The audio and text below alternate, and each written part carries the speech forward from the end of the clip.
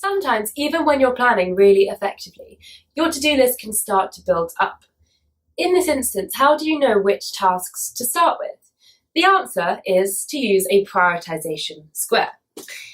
Now, what one of these is every time you get a new task, I would recommend plotting it somewhere on this grid, depending on how urgent is it? Is it due tomorrow or is it due in 2 weeks' time? And how much effort does it require? Is it a big, long task like a maths internal assessment, or is it reading a page of your English book? Now, once you've done this, you should always start with the tasks that you've plotted as urgent and that require a lot of effort. Those which are urgent may be due tomorrow but don't require quite so much effort. Maybe that's answering 5 questions of your maths textbook. Do that next. The tasks which aren't particularly urgent, due in a few weeks' time, but you know are long and complex, always do those afterwards.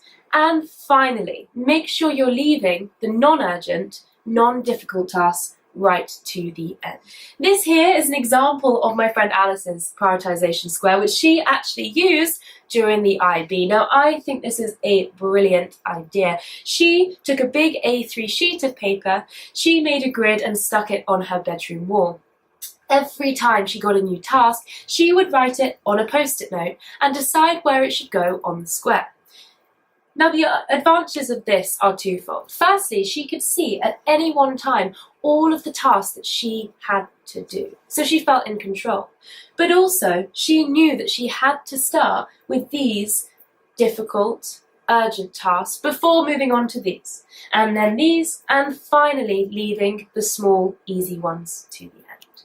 So using a prioritization square is a really, really effective way to make sure you are meeting your deadlines, that you're getting the difficult, urgent things due on time and not letting yourself get distracted by all of the easy, small tasks instead.